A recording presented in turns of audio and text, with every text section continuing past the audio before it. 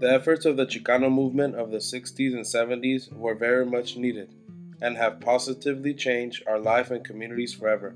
The movement consisted of various movements and leaders, but this analytical argument focuses on the formation and shortcomings of La Raza Unida party.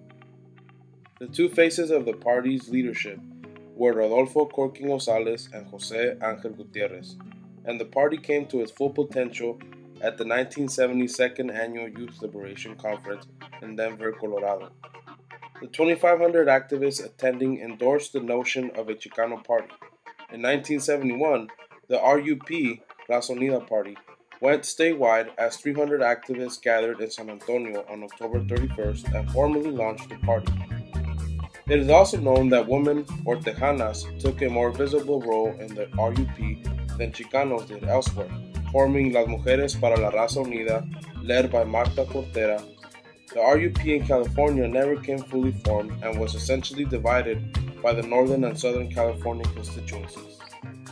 The RUP platform advocated community control of schools, bilingual education, and women's and workers' rights. Acuña, 2007. The party would have not been created if Chicanas and Chicanos did not feel that they were a people and a nation. The epic poem, I Am Joaquin, gave a sense of identity to Chicanos, but it left out the Chicana experience, and yet it became one of the manifestos for the movement. On a similar trajectory, El Plan Espiritual de Aztlán gave the home for the homeless and parentless Chicana and Chicano, but I argue that this language and narratives illustrate a type of Chicano nationalism that exclude women within the Chicano movement and perpetuate and maintain a patriarchal, sexist, and homophobic structure of la familia de la raza.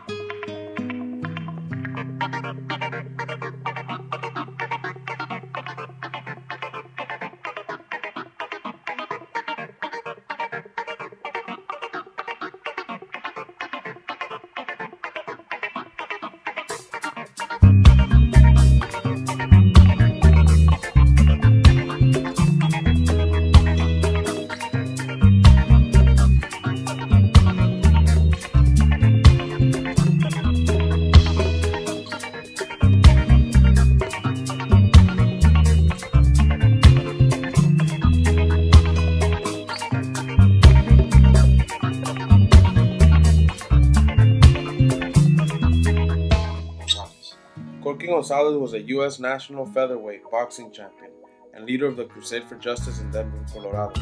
He was earlier involved with the Democratic Party, and his experience led him to become disillusioned with the two political party system. The Crusade for Justice organized the first National Chicano Youth Conference held in Denver, Colorado in 1969. The Oppression Olympics, as the professor stated, were initiated by the claim that race should take precedence over gender in analyzing oppression.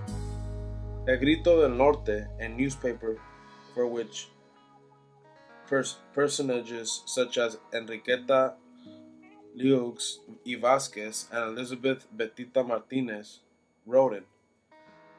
It is argued that Vasquez's works appears as one of the earliest feminist voices representing the loyalist position and supporting nationalism. Her feminism was about inclusion and not challenging the patriarchal structure of la familia de la raza. She was concerned with the transformation of the entire nuclear Chicano heterosexual and patriarchal family. Even though she was viewed as a loyalist and supportive of nationalism, she was still challenged by a resolution that stated that Chicanas did not want to be liberated. Acuña, 2007. It is important for me to point out that the National Chicano Conference that proceeded in the following years essentially gave birth to La Raza Unida Party. It was mainly the men that were in leadership positions that decided how and what would be included in the agenda of the conferences. The political party was not viewed as being successful in terms of political advantages in the mainstream U.S. political system. Registering voters and proving that Chicanos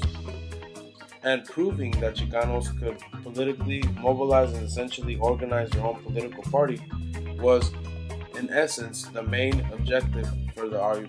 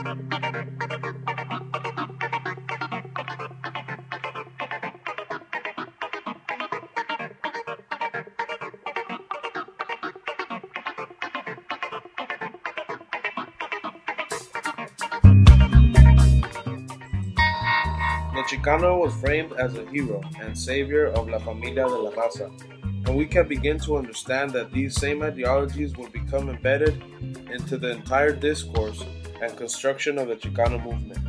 The male-dominant language automatically sets a masculine type of language that directly excludes the voice and experiences of Chicanas.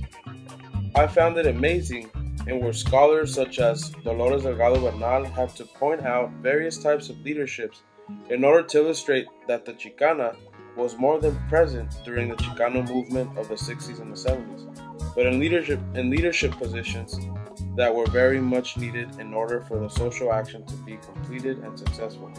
These narratives are usually written on short articles, and entire books are filled with the dominant narrative, such as the one of the Crusade for Justice and Rodolfo Corti Gonzalez.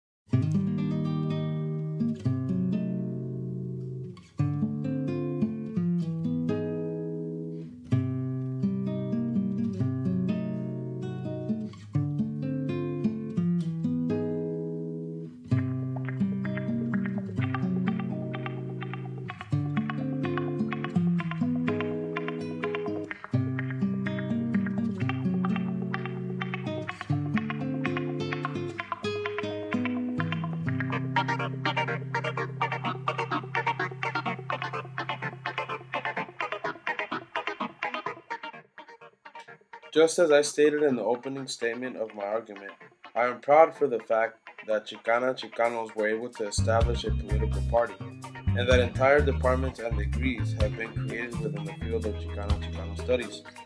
I am also conscious of the movement's shortcomings, and I argue that if we are able to analyze our shortcomings and oppressive frames of discourse and ideologies, then we can continue to move on forward as an entire community of marginalized and conscious people that refuse to keep a colonized mind. Those that recognize the intersectionality within the social movement and spaces.